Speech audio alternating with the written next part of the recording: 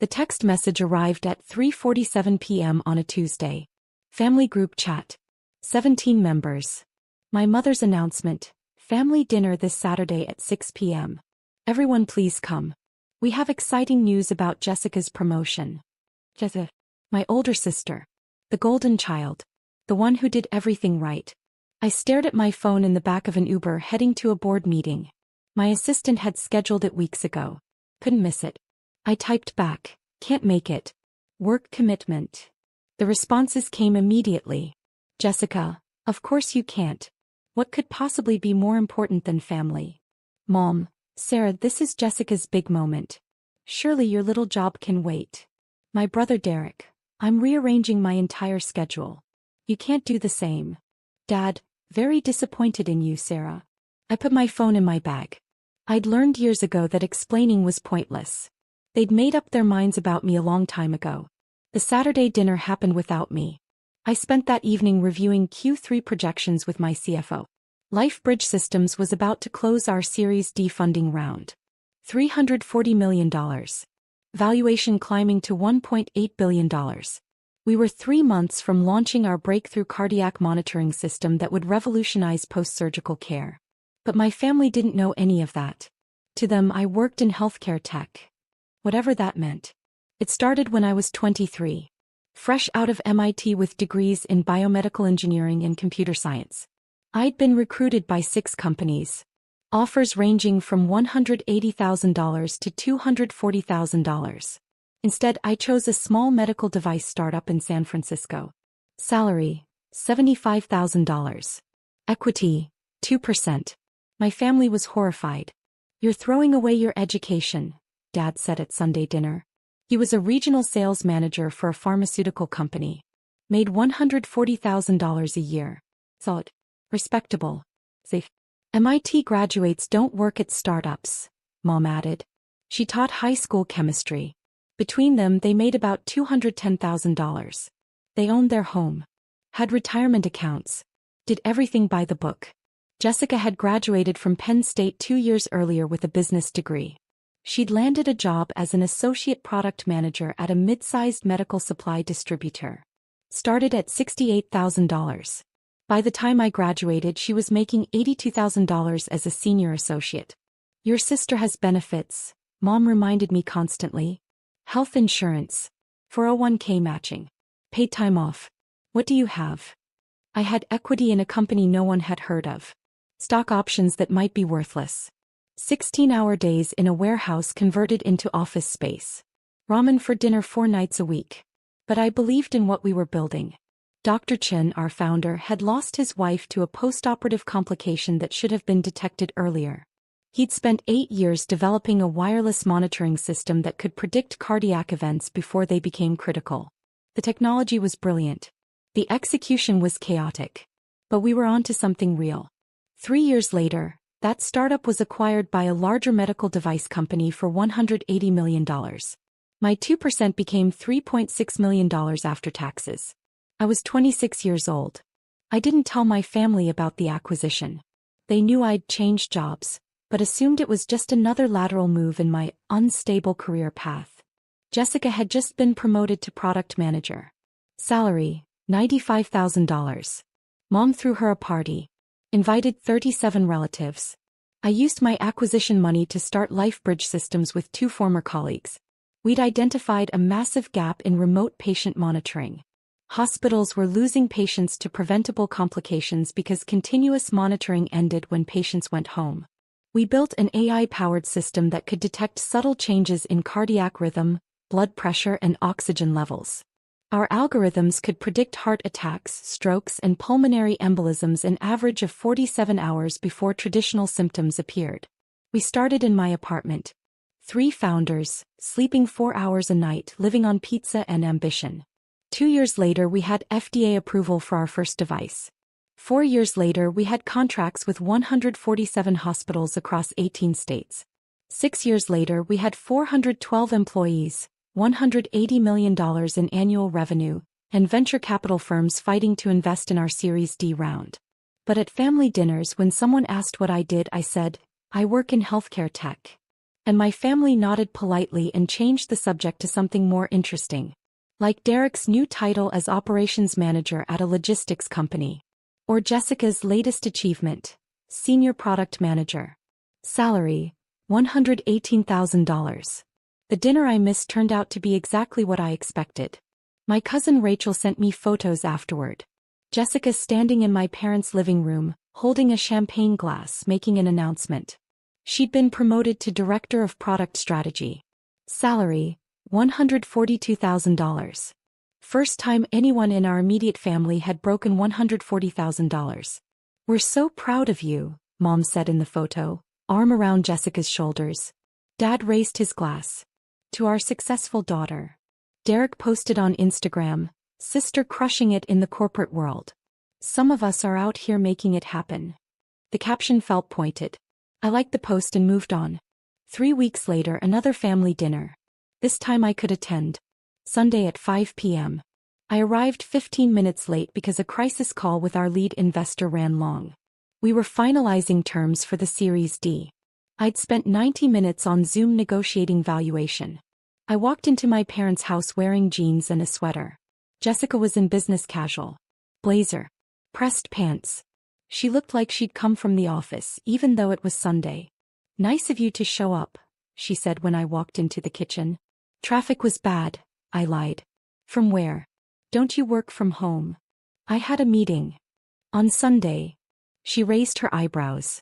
Must be important. Mom called us to the table. Pot roast. Mashed potatoes.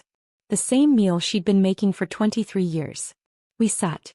Dad said grace. We ate. So, Sarah, Derek said after 10 minutes of small talk. What exactly do you do? Like day to day? I'd been asked this question 17 times over the years. My answer was always the same. I work on medical monitoring systems. Software and hardware integration. Patient data analysis. That sounds very technical, Mom said in a tone that meant she had no idea what I was talking about and didn't care to learn. It is, I said. Do you manage anyone? Derek asked. I managed 412 employees. I had 7 direct reports, including our CTO, CFO, and VP of Clinical Operations. A few people, I said. A few. Jessica laughed. That's adorable. I manage 15 people now. Full P&L responsibility. $47 million budget. It's intense. That's impressive, I said. And I meant it. Jessica was good at her job. She worked hard. She'd earned her success. What's your budget? Derek asked me. I don't really work with budgets, I said. Which was technically true. I didn't work with budgets. I approved them. Our operating budget for the year was $96 million. So you're more of a technical person, Dad said. Not really management track. Something like that, I said. Jessica sipped her wine. There's nothing wrong with being an individual contributor, Sarah. Not everyone can handle leadership responsibilities. I cut my pot roast and said nothing. How much are you making these days? Derek asked. If you don't mind me asking. I did mind. But the question hung in the air. Enough, I said. She probably makes, what, 90? 100. Jessica guessed.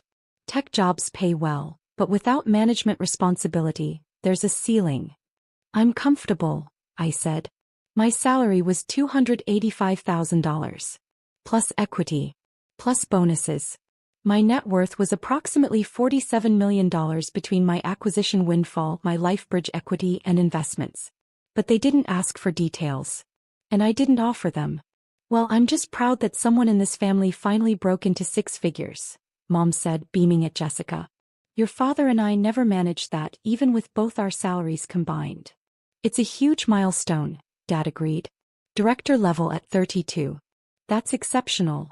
Jessica smiled. I've worked really hard. It shows, I said quietly. After dinner we moved to the living room. Coffee and pie. Mom brought out photo albums.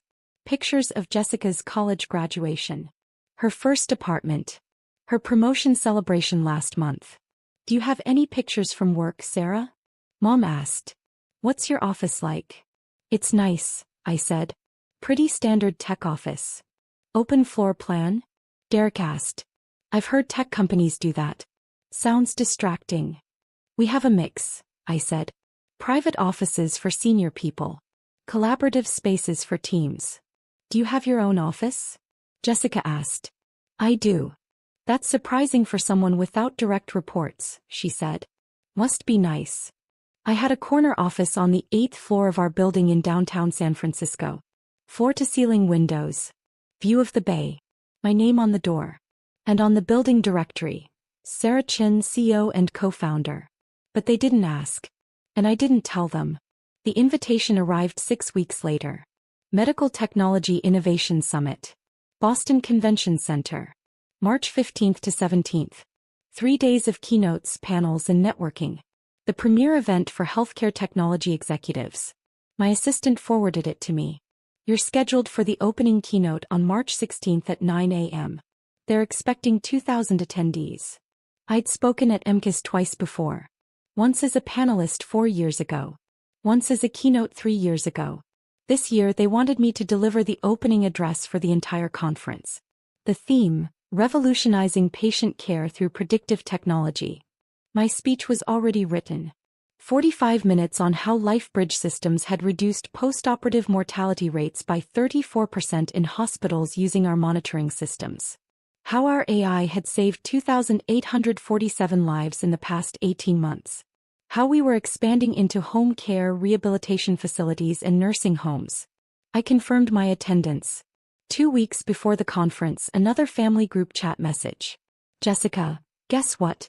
My company is sending me to MTIS in Boston. All expenses paid. This is huge for my career. Mom, that's wonderful. What's MTIS?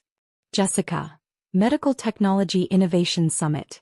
Only the most important healthcare tech conference in the country. Major executives, industry leaders, product launches.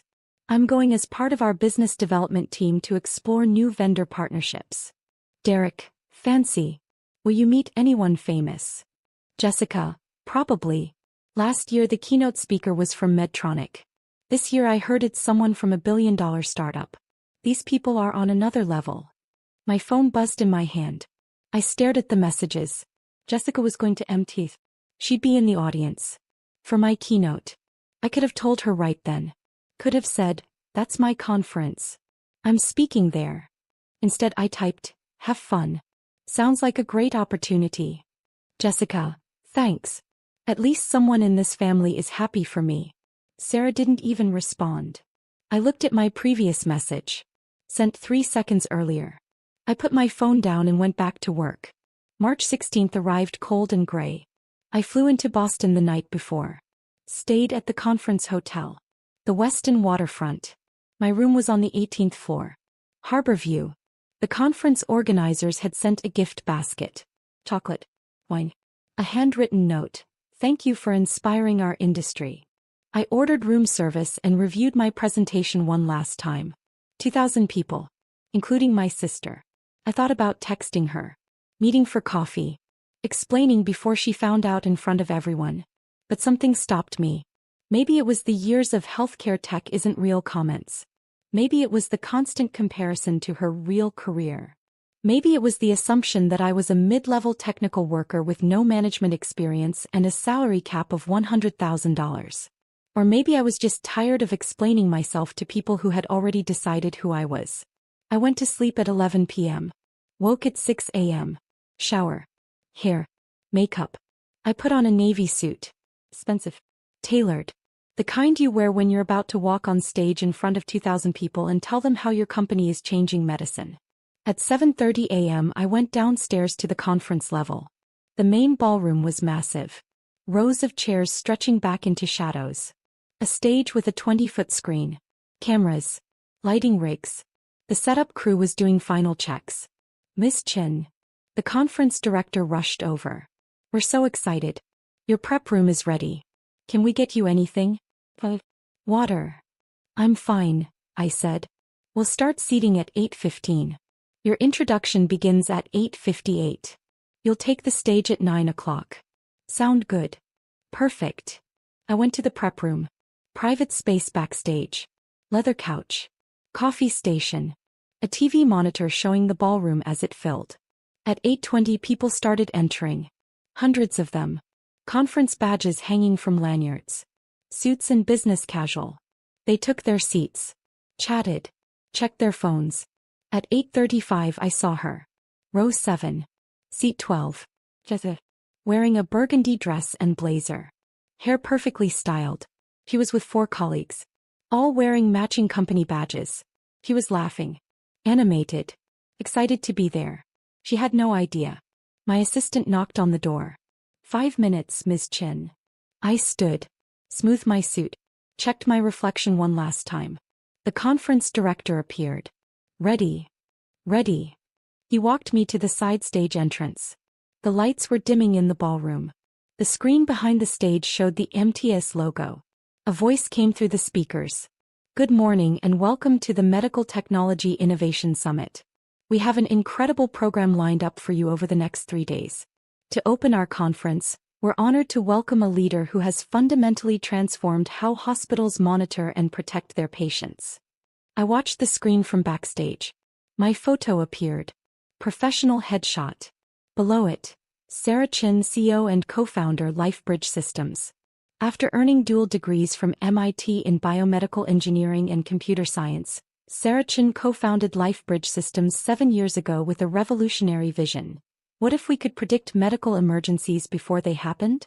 I saw Jessica in row 7. She was looking at the screen. Then at her program.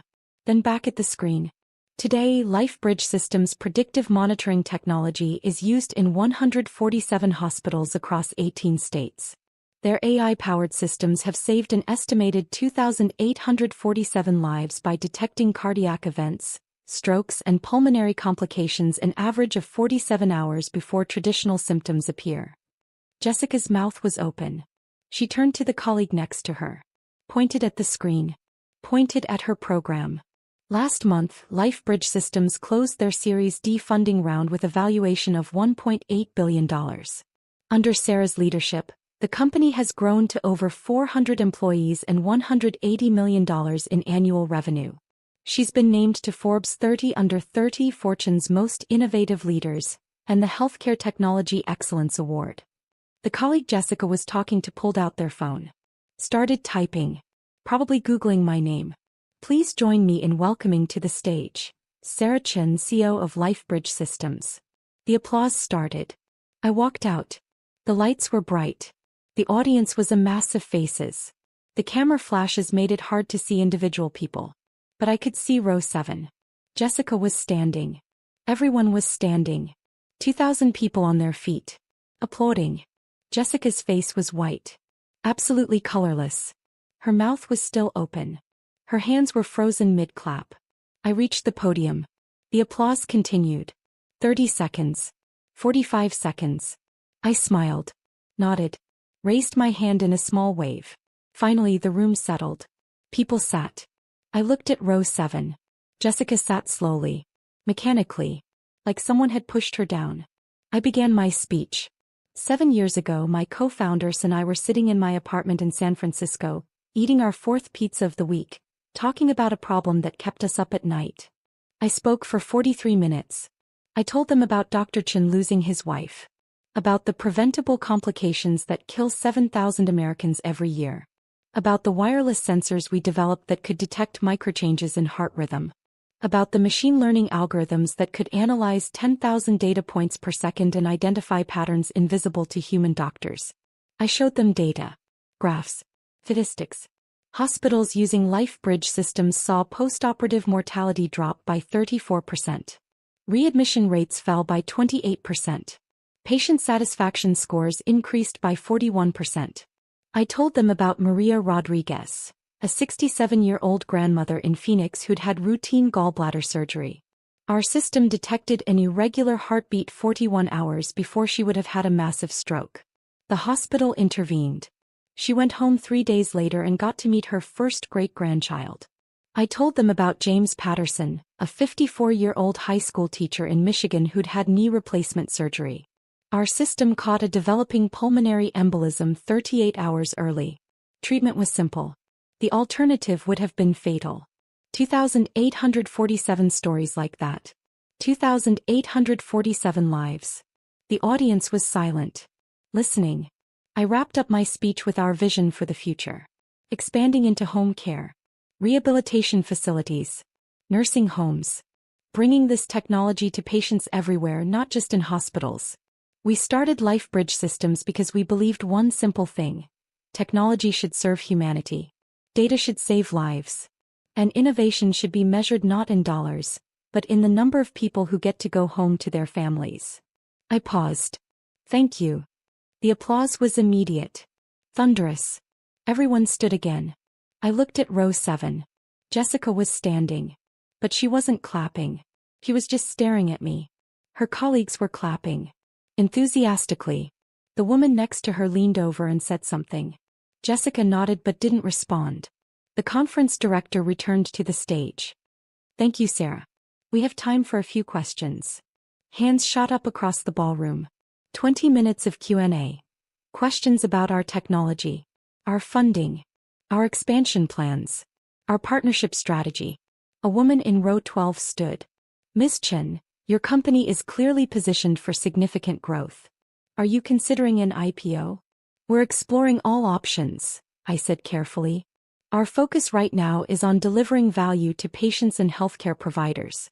When the time is right for an IPO, we'll make that decision based on what serves our mission best. More questions. More answers. Finally, the conference director wrapped up. Let's give Sarah Chen one more round of applause. They stood again.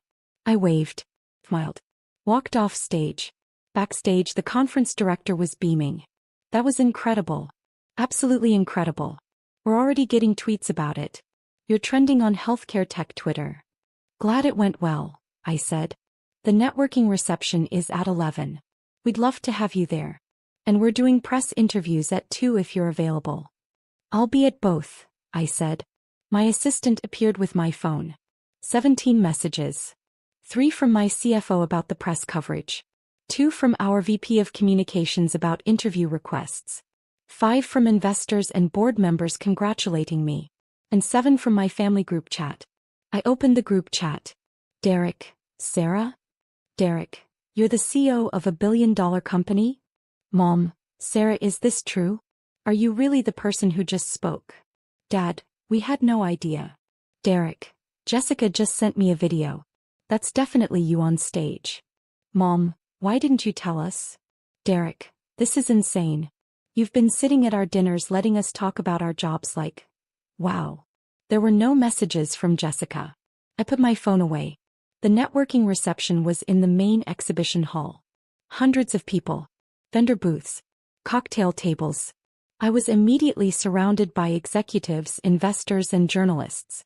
Ms. Chen, I'm from MedTech Daily. Could we get 5 minutes? Sarah, we'd love to discuss a potential partnership with our hospital network. I've been following LifeBridge for 2 years. Your presentation was phenomenal. I worked the room, smiled, shook hands, exchanged business cards, had the same conversation 40 times. At 11:47 I saw Jessica. She was standing near the LifeBridge Systems booth. Our marketing team had set up a display. Photos of our technology.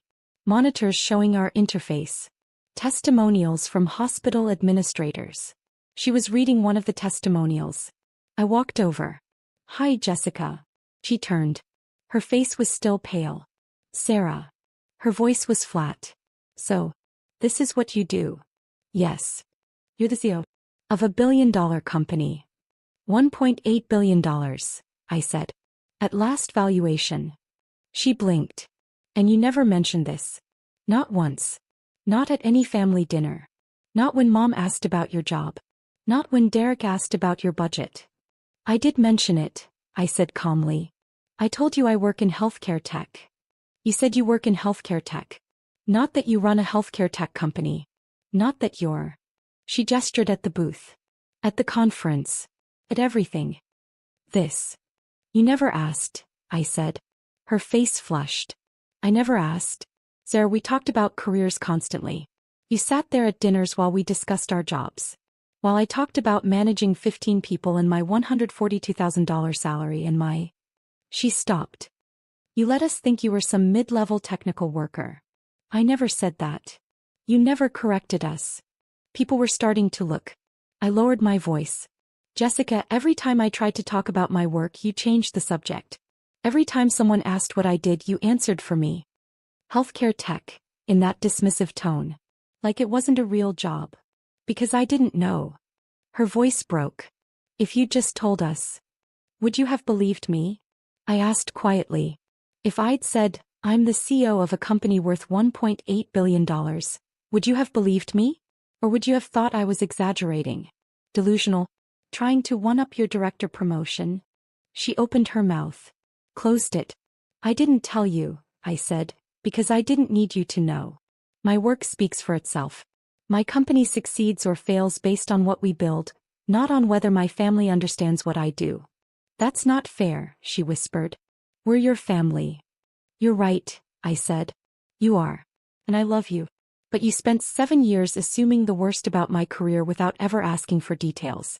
You spent 7 years comparing your achievements to what you thought were my failures. And you never once considered that maybe I was doing okay. Her eyes were wet. I didn't mean. I know you didn't, I said gently. But it happened anyway. A man in a suit approached us. Miss Chin?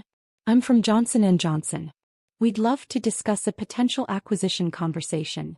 Of course, I said. I turned back to Jessica. I have to go. We can talk later if you want. She nodded. Said nothing. I walked away to discuss a potential $3 billion acquisition offer. The rest of the conference was a blur. Panels. Meetings. Interviews. Networking. I shook 200 hands. Had 150 conversations. Signed 12 NDAs for potential partnerships. Jessica and her colleagues attended several sessions. I saw them in the audience for a panel I moderated on Friday afternoon. She didn't approach me. Friday evening I flew home to San Francisco. My phone buzzed during the flight. Family group chat. Mom, Sarah, we'd like to talk. Can you come to dinner on Sunday? I stared at the message for a long time. Finally I typed, I can do Sunday at 5. Sunday dinner was uncomfortable. I arrived exactly on time. Everyone was already there. Jessica, Derek, Dad. We sat at the table. No pot roast this time. Mom had ordered Italian from the place we used to go for special occasions. So, Dad started. We've all been talking. And we owe you an apology. I said nothing. Mom continued. We had no idea what you'd accomplished. If we'd known. You would have treated me differently? I asked. Silence. That's the problem, I said quietly. My accomplishments shouldn't determine whether you respect me. Whether you take my career seriously. Whether you include me in family celebrations. We always included you, Derek protested. You uninvited me from Jessica's promotion dinner, I said. Well, you didn't technically uninvite me. You just scheduled it for a night you knew I couldn't make and then talked about how disappointed you were that I didn't prioritize family. Derek looked away. We didn't understand, Mom said. You were always so vague about work. I was exactly as detailed as you let me be, I said. Every time I mentioned a project, you changed the subject. Every time I tried to explain what we were building, you talked over me about Jessica's latest achievement. I learned to stay quiet because it was easier than fighting for airtime in conversations where no one was listening. Jessica was crying silently. I'm not saying this to hurt you, I continued. I'm saying it because it's true. You decided I was the unsuccessful one. The one who made bad career choices. The one who needed advice about stability and benefits and 401 Burmese chots. And you never questioned that narrative. We were wrong, Dad said. His voice was thick. We were completely wrong. And we're sorry. I took a breath. I appreciate that. Can we start over? Mom asked. Can you tell us about your company? Really tell us. So I did. I told them about the apartment startup days. The acquisition. The founding of LifeBridge. The FDA approval process. The first hospital contract. The growth. The challenges. The victories. I told them about the Series D round. The valuation. The expansion plans. I told them about the patients. The lives saved. The families who still sent me thank you cards. They listened. Actually listened. When I finished, Derek said quietly, I'm sorry I made that comment about managing 15 people. I'm sorry I bragged about my salary, Jessica whispered. When you were making, what are you making? More than I need, I said simply. Are you a millionaire? Dad asked. Yes. How much of a millionaire? I hesitated. Do the specifics matter? I guess not, he admitted. We ate in silence for a few minutes. Finally, Jessica spoke. My colleagues at the conference wouldn't stop talking about you. About your speech. About LifeBridge. My boss asked me 3 times if I could introduce him to you. I had to admit I didn't even know what your company did. You can introduce him, I said. If you want. Really? Of course. You're my sister. She started crying again. I was so awful to you. You weren't awful, I said. You just didn't know. I should have known. I should have asked. Yeah, I said gently. You should have. 3 months later, Jessica called me. Sarah? Do you have a minute? Sure. What's up? I'm thinking about leaving my job. I sat up straighter. Really? Why? Because I realized something at that conference. I've been so focused on climbing the ladder at one company that I haven't thought about whether it's the right ladder. Whether it's leading somewhere I actually want to go. Where do you want to go? I don't know yet, she admitted. But I want to figure it out. And I want to do it without comparing myself to you or Derek or anyone else. I want to build something that matters to me. That's really brave, I said. I learned from the best. She paused. Will you help me? Not with money or connections or anything like that. Just advice? Perspective. Of course, I said. Anytime. We talked for an hour. About her skills. Her interests. Her dreams.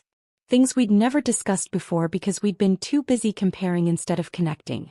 When we hung up, I realized something. The standing ovation at MTIS had been satisfying. The validation. The recognition. Watching my sister realize who I was. But this conversation mattered more. Not because she finally respected my success. But because we were finally talking to each other as people, not as competitors. 6 months after MTIS, LifeBridge Systems announced our Series E round. $500 million. Valuation $3.2 billion.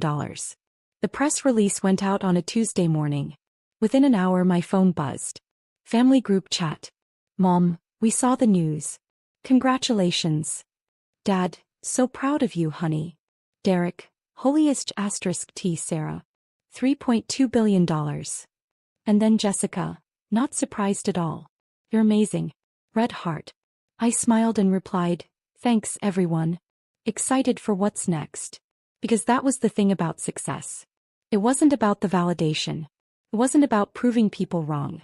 It wasn't about standing ovations or press releases or valuations. It was about building something that mattered. Saving lives. Creating jobs. Pushing technology forward. The rest was just noise. My family understood that now. Finally. And that made all the difference. 2 years later, LifeBridge Systems went public. IPO day. Nasdaq. Opening bell at $42 per share. By close we were at $67. Market cap, $8.9 billion. My family flew to New York for the ceremony. Derek, Jessica. They stood on the trading floor with me. Wore LifeBridge t-shirts. Smiled for the cameras. When I rang the bell, they cheered louder than anyone. Afterward, we went to dinner at a restaurant in Tribeca. Expensive. Celebratory. The kind of place we never went when I was growing up. This is incredible, Mom said, looking around. I can't believe this is our life now. It's not your life, I said gently. It's mine. You're welcome to visit it. But it's mine. She blinked. Then nodded. You're right. I'm sorry. I meant I'm proud to see you achieving your dreams. Thank you, I said. That means a lot.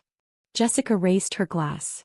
To Sarah, who never needed us to believe in her, but I'm glad we finally do. To Sarah, everyone echoed. We clinked glasses. I looked around the table at my family. Imperfect. Complicated. But mine. To second chances, I said quietly. We drank. And for the first time in years I felt like we were finally on the same page. Not because they understood what I did. Not because they respected my success. But because they'd learned to ask questions instead of making assumptions. That was enough. That was everything.